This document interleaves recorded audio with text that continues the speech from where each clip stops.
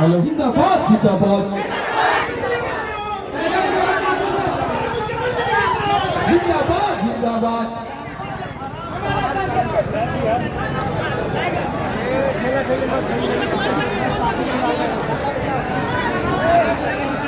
Mobile नीचे रखिएगा साहब, मोबाइल नीचे रखिएगा मोबाइल। हेलो आशीष दा, अगर मंच में है तो मंच के आगे आने की कोशिश करेंगे।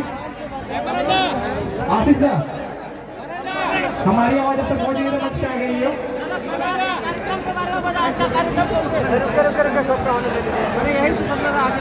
आने दीजिए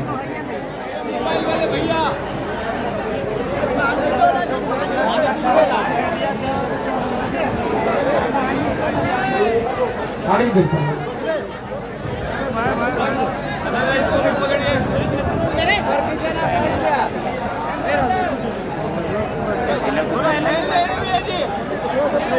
सही हो जाएगा।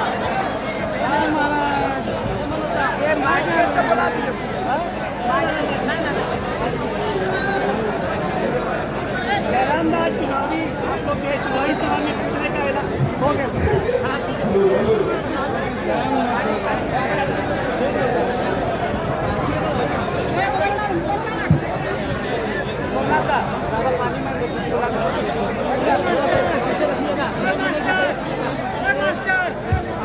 एक आवश्यक सूचना, एक मिनट, एक आवश्यक सूचना।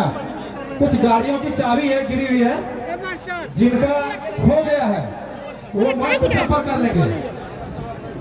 3-4 चाबी होगी, 3 चाबी है, 3 गाड़ी की चाबी मिली है कमेटी के मेंबर को। तो सबसे पहले कमेटी मेंबर का धन्यवाद जिन्होंने ये सुरक्षा पूर्वक कमेटी बस में जमा करने का काम किए हैं। तो जिनका चाबी खो गया कृपया आप लोग मंच में आकर संपर्क कर लेंगे। स्टार्ट कीजिए, स्टार्ट कीजिए। दे देंगे, दे देंगे। क्या कीजिएगा बढ़िया मांग रहे हैं, फिर आगे भैया से ले लेंगे।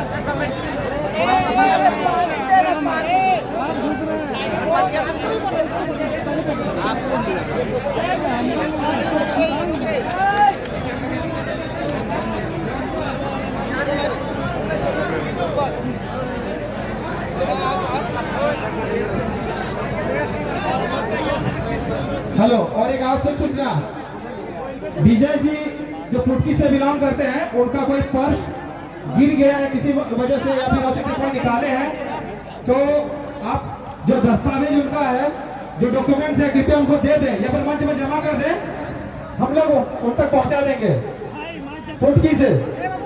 बंद कीजिए, इसका जो सामान छुपा है यहाँ आ जाए, ले एक बार में आ जाएगा। बंद अब जो है आप लोग चुनावी सभा में टूटने का ऐलान कर चुके हैं, कितनी सीटों पर चुनाव लड़िएगा?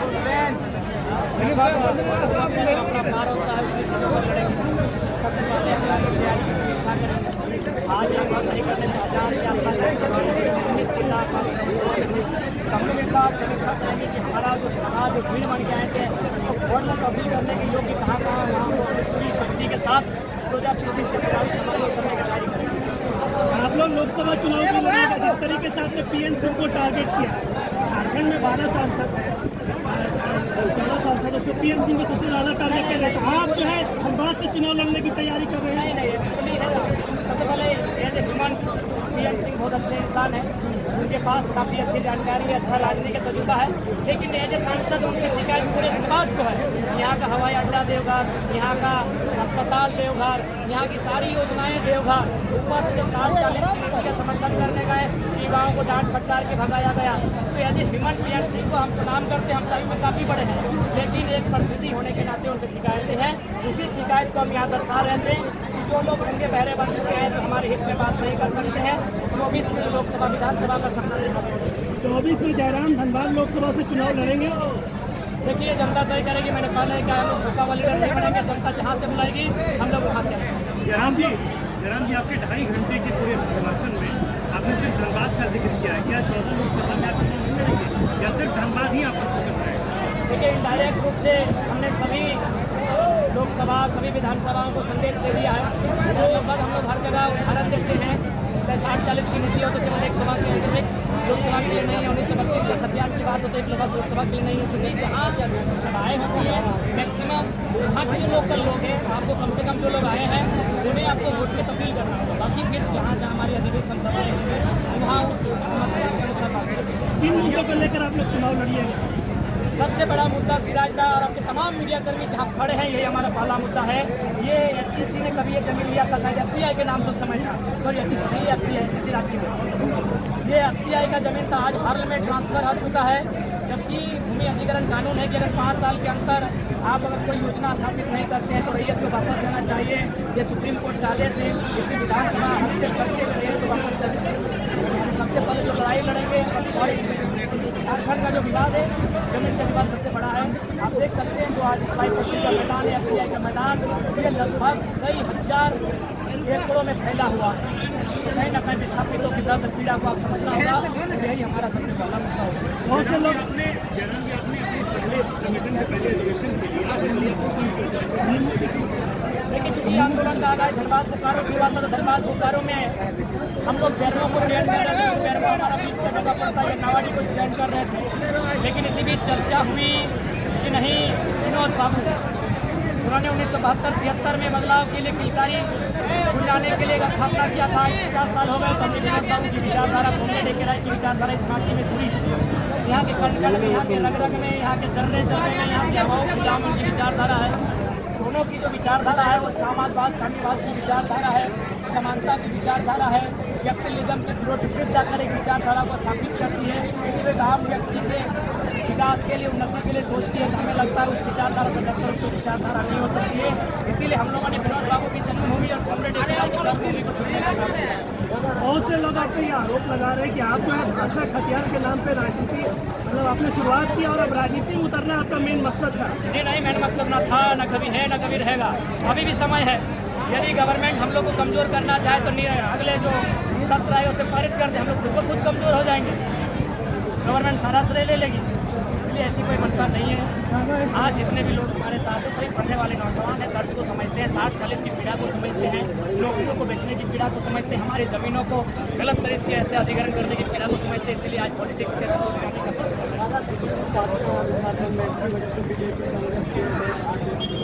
बहुत ही ज़्यादा कैसे से देखिए, मेरा मानना है कि हम लोग जैसा आज का अधिवेशन हुआ, जब ऐसा अधिवेशन प्रत्येक विधानसभा में होगा तो मुझे लगता है एक बदलाव की उम्मीद हम लोग देखेंगे।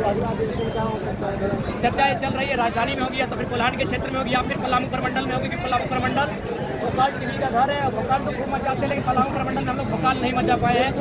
इसलिए हम लोग पलामू प्रमंडल की दिशा में बढ़ेंगे। जनता बोल रही है, यहाँ की जनता बोल रही है CM के रूप में देखना चाहते हैं।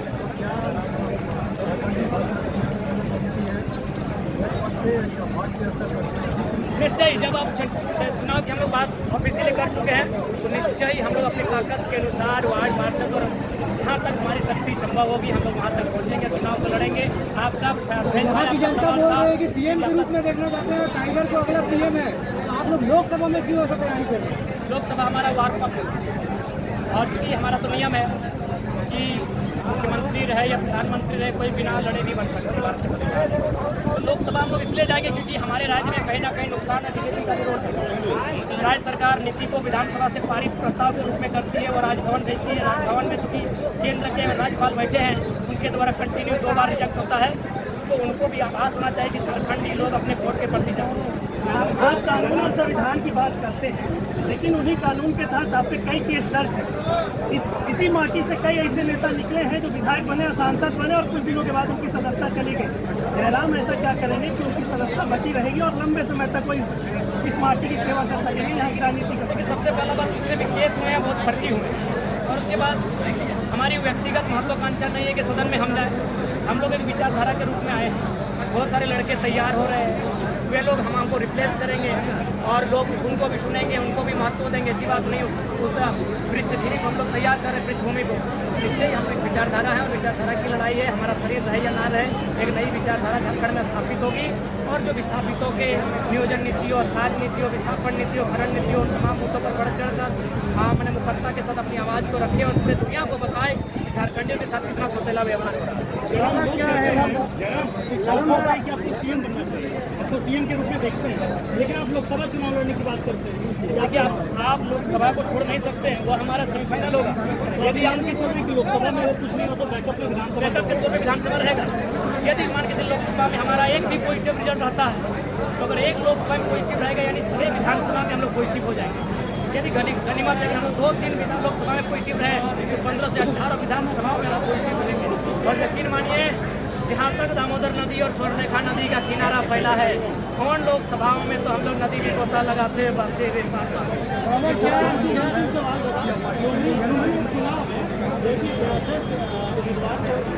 देखिए डुमरी उपचुनाव चूंकि मात्र 6 महीना साल भर के लिए है तो उस पर अभी लोग विशेष फोकस नहीं है, हमारा फोकस 24 पर ही है। आंदोलनकारी समझता है जो आंदोलन छोड़ के चुनावी प्रक्रिया में उतर गया। लेकिन सबसे हाँ बिल्कुल आपने अच्छी बात कही। भारत भावनाओं का देश है, भारत भाव भक्ति का देश है। यहाँ के लोग भावनाओं से हटकर लॉजिकली नहीं समझते। हम लोग कहते हैं कि नेताजी को क्रांतिकारी होना चाहिए, भगत सिंह को क्रांतिकारी होना चाहिए, और आज फिर कहते हैं काश नेताजी जिंदा होते, आजाद भारत की कैबिनेट में मंत्री पद होते तो आज ये दशा नहीं होती। दैट मीन्स जो आंदोलन करते हैं, जो क्रांतिकारी हैं, उन्हें राजनीति की बातों संभालनी होगी, नहीं तो फिर यही अनपढ़ जाहिल लोग आंदोलन करेगा कोई और, पढ़ा लिखा PhD करने वाले MA MTech करने वाले छात्र और अंगूठा छाप मंत्री बन के आएंगे।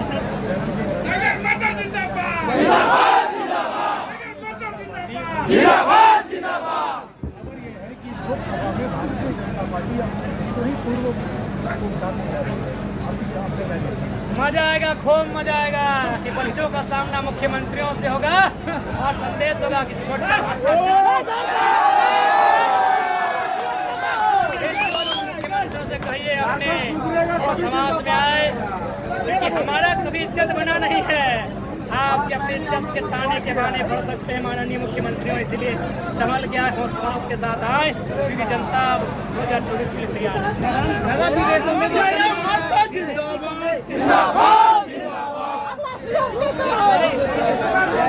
कांग्रेस के अलावा झारखंड में कई झारखंडी पार्टी है जिसमें आजसू है, इसके अलावा भी और कई पार्टी है।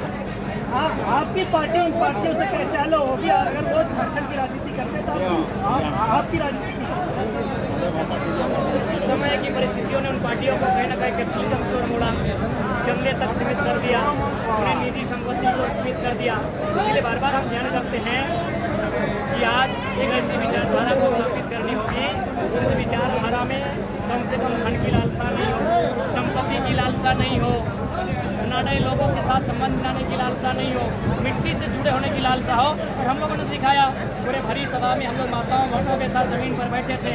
जब आज एक मुख्य वक्ता के रूप में हम आमंत्रण किए गए थे, उसके बाद हम लगभग 3 घंटा जमीन पर बैठकर यानी एक पिटर्न की राजनीति को संकेत देती हैं कि अब लोग हम लोग कुर्सी में और टेबल में बैठकर नहीं, माटी में और माटी में बैठकर, माटी से जुड़े लोगों के साथ बैठकर राजनीति करने की आपके साथ कई जैसे अमित महतो हो गए, सुरक्षित मिश्रा हो गए, कई ऐसे नामचीन चेहरे हैं जो विधानसभा और लोकसभा में पहुंचे गए। अभी वो आप क्या उन लोग के साथ रहेंगे या आप अपनी राजनीति अलग करेंगे? बिल्कुल नहीं, देखिए हम लोग प्रयास करेंगे, वे हमसे अनुभवी हैं, उनका आशीर्वाद लेंगे, उन्हें साथ लेने का प्रयास करेंगे। और साथ ही साथ हमारी जो डेलीगेटिंग टीम है उनसे लगातार चर्चाएं हो रही हैं। एक महीना के चले आप लोग आइएगा सर, बिल्कुल हम लोग सबको आमंत्रण करेंगे। और आज आपके माध्यम से, जैसे बहुत सारे लोग जाति का आरोप लगाते हैं, तो आपके माध्यम से मैं तमाम समूह, तमाम समाज, तमाम धर्म के लोगों को झारखंडियत के लिए आमंत्रण करता हूँ। साथ ही साथ मैं तमाम ऐसे युवा, ऐसे अभिभावक जो झारखंड के मुद्दों के साथ आंदोलन कर रहे हैं, मैं उन्हें एक मंच में आने के लिए आमंत्रण करता हूं। और साथ ही साथ जो हमसे अनुभवी उन्हें आशीर्वाद देने के लिए आमंत्रण करता हूं। बिल्कुल आप लोकतंत्र के चौथे स्तंभ पिलर के माध्यम से मैं तमाम लोगों तक ये संदेश संप्रेषित करता हूँ। इस तरह से लाखों का भीड़ यहाँ पे देखा गया, क्या आपको लगता है अन्य जगह पे आप सलाह करेंगे वहाँ का? देखिए वो दर्द पे डिपेंड करेगा। जैसे अगर हम संपन्न क्षेत्र में चले जाएंगे तो थोड़ी भीड़ की संख्या कम होगी। विस्थापित क्षेत्र है, हर यहाँ खड़ा है, FCI, बहुत सारी कंपनियां, फैक्ट्रियां खड़ी हैं, विस्थापित के दर्द को लोगों ने देखा, संख्या ऑटोमेटिक। सवाल ये है कि लाखों का भीड़ को देख कर विरोधियों का तो हवा अभी से टाइप हो गया है। बाबा एकदम पूरा तो आपका बाग हल बल बकना शुरू कर दिया है, लिखना शुरू कर दिया है। जबकि उन लोग खुद मुर्गादारों में टेम्पो में भर भर के 300 दे के लाता था। जब लोग फ्री में आने लगे हैं, 44 डिग्री के टेम्परेचर में पूरा शाम तक बैठने लगे हैं, भैया पेट में दर्द होगा स्वाभाविक। अभी हम बाहर में ग्राउंड रिपोर्टिंग कर रहे हैं, वहाँ के लोग से वो 45 टेम्परेचर है, इसके बावजूद भी आप लोग खड़े हैं। उन्होंने कहा कि जयराम का टेम्परेचर, इस पर क्या बोलेगा? ये उनका प्रेम है, उनका विश्वास है और वचन देते हैं। इस राज्य में जैसा हमें सूचना मिली है, एक मुंडा जी हैं तमाड़ क्षेत्र से, एक आपका गुरदास चटर्जी हैं निरसा क्षेत्र से, एक महेंद्र जी हैं आपका बगोदर क्षेत्र से और एक सांसद सुनील महतो, 4 लोगों की हत्याएं हुई हैं। मतलब MP MLA रहते जिसकी सूचना हमें मिली है। हम लोग 5वां बनने से पीछे नहीं हटेंगे। जब जनता ने प्रेम दिया है तो अपने रक्त की आहुति देकर, अपने प्राणों की आहुति देकर उसे झुकाएंगे। तमाम